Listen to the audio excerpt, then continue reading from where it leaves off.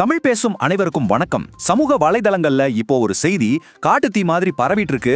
அது என்னன்னா, மத்திய அரசு ஒவ்வொரு குடும்ப தலைவியோட வங்கி கணக்குலயும் நேரடியா 12,000 ரூபாய் செலுத்த போறதா சொல்றாங்க. இந்த பரபரப்பான தகவல்ல எவ்வளவு உண்மை இருக்கு, இதோட பின்னணி என்ன, ஒருவேளை இந்த திட்டம் உண்மையா இருந்தா யாருக்கெல்லாம் இந்த பணம் கிடைக்கும், இத பத்தின ஒரு முழுமையான ஆழமான அலசலை இப்ப பார்க்கலாம். சரி, முதல்ல இந்த விஷயத்தை கொஞ்சம் விரிவா பார்ப்போம்.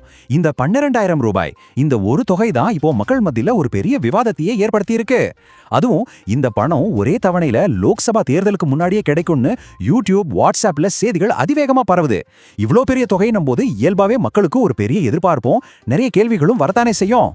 இப்போ எல்லார்கிட்டயும் இருக்கிற முதல் கேள்வி இதுதான்: ஏன் பேங்க் அக்கவுண்ட்டுக்கு இந்த பணம் வருமா அப்படிங்கிறது தான்.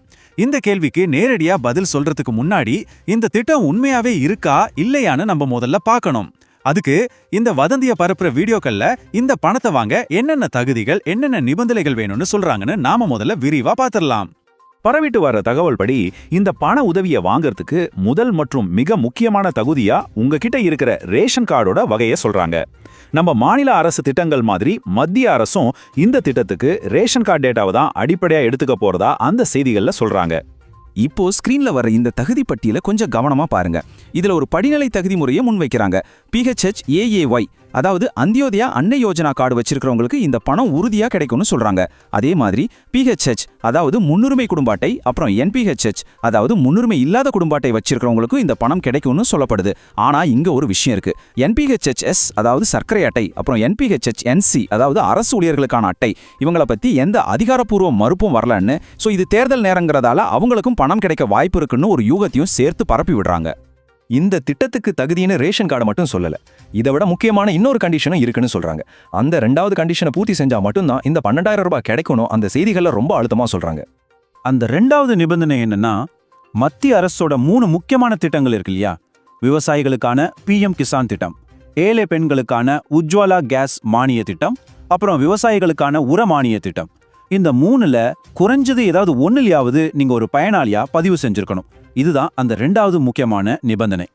இப்போ இங்க ஒரு நிமிஷம். இந்த பரப்பப்படுற 12,000 ரூபாய் திட்டம் உண்மையோ பொய்யோ, ஆனா நாம எல்லாரும் கவனிக்க வேண்டிய ஒரு உண்மையான முக்கியமான தகவல் இங்க இருக்கு. அது என்னன்னா, PM கிசான், உஜ்வாலா மாதிரியான அரசு திட்டங்கள்ல உங்களுக்கு தொடர்ந்து மானியம் இல்லைன்னா நிதி உதவி கிடைக்கணும்னா உங்க EKYC-யை கண்டிப்பா அப்டேட் பண்ணணும். அதாவது உங்க ஆதார் விவரங்களை ஆன்லைன்ல உறுதி செய்யணும். அது மட்டும் இல்லாம உங்க ஆதார் நம்பரை உங்க பேங்க் அக்கவுண்ட் கூடவும் கேஸ் கணிப்பு கூடவும் இணைக்கிறது ரொம்ப ரொம்ப அவசியம். இது அரசாங்கம் ஏற்கனவே கட்டாயமாக்கின ஒரு நடைமுறைங்கிறத மறக்காதீங்க. சரி, இந்த 12,000 ரூபாய் திட்டம் பத்தின செய்தி திடீர்னு இப்ப மட்டும் ஏன் இவ்ளோ வேகமா பரவணும்? இதுக்கு பின்னாடி என்ன நோக்கம் இருக்கலாம்? இதுக்கான காரணத்தையும் அந்த செய்திகளே சொல்றாங்க. இதோட முக்கிய நோக்கமா வரப்போற லோக்சபா தேர்தலை கை காட்டுறாங்க. மக்களோட ஓட்டுகளை வாங்குறதுக்காக மத்திய அரசு இந்த பெரிய நிதி உதவியை கொடுக்க பிளான் பண்றதா ஒரு தேர்தல் கால வாக்குறுதியா இதை சித்தரிக்கிறாங்க. அது மட்டும் இல்லாம இந்த திட்டத்துக்கான அதிகாரப்பூர்வ அறிவிப்பு பிரதமர் நரேந்திர மோடி தமிழ்நாட்டுக்கு வரும்போது வெளியிடப்படலாம்னோ, அப்பதான் இதுக்கான தகுதிகள், அப்ளை பண்ற தேதி பத்தின முழு விவரமும் வெளியாகும்னோ அந்த செய்திகள்ல எந்த ஆதாரமும் இல்லாம யூகிக்கிறாங்க. இவ்வளவு தகுதிகள், நிபந்தனைகள், நோக்கங்கள்னு விரிவா பார்த்ததுக்கு அப்புறம் நாம எல்லாரும் கேட்க வேண்டிய ஒரே ஒரு முக்கியமான கேள்வி இதுதான்: இவ்வளவு பெரிய திட்டம் பத்தி அரசாங்கத்தோட அதிகாரப்பூர்வ அறிவிப்பு எங்க இருக்கு? இந்த கேள்விக்கான பதில் இந்த வதந்தியோட நம்பகத்தன்மையே மொத்தமா உடைக்குது. ஏன்னா இந்த தகவல்களை பரப்புற வீடியோக்கள்லயே இந்த திட்டம் சம்பந்தமா மத்திய அரசு இதுவரைக்கும் எந்த ஒரு அதிகாரப்பூர்வ அறிவிப்பையும் வெளியிடலங்கிற உண்மையை அவங்களே ஒத்துக்கிறாங்க. இது மூலமா இது வெறும் எதிர்பார்ப்பு, யூகத்தோட அடிப்படையில பரப்பப்படுற ஒரு செய்தின்னு ரொம்ப தெளிவா தெரியுது.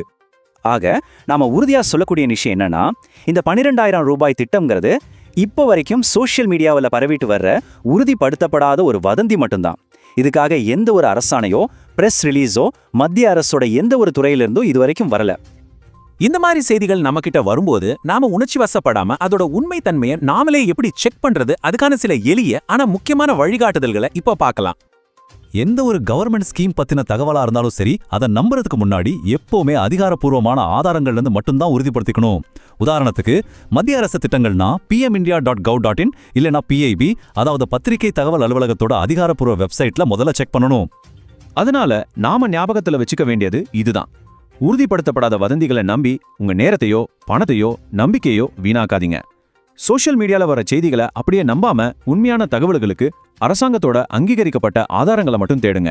இந்த டிஜிட்டல் உலகத்துல நம்ம ரொம்பவே விழிப்பா இருக்க வேண்டியது அவசியம். தேர்தல் கால வாக்குறுதிகளையும் சமூக வலைதள செய்திகளையும் நாம எப்படி அணுகணும்? இந்த கேள்விக்கான பதில் நம்ம ஒவ்வொருத்தர் கையிலையும் தான் இருக்கு. எந்த தகவலா இருந்தாலும் அதை ஆராய்ஞ்சு உண்மையான செக் பண்ணிட்டு ஒரு முடிவுக்கு வர்றது தான் ஒரு பொறுப்பான குடிமகனோட அடையாளம்.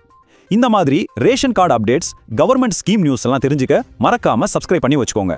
இந்த வீடியோ பத்தி நீங்க என்ன நினைக்கிறீங்கன்னு கமெண்ட்ல சொல்லுங்க. இது உங்க ஃப்ரெண்ட்ஸ் அண்ட் ஃபேமிலிக்கும் ஷேர் பண்ணுங்க. வீடியோ பிடிச்சிருந்தா லைக் பண்ணுங்க. தமிழ் பேசும் அனைவருக்கும் நன்றி.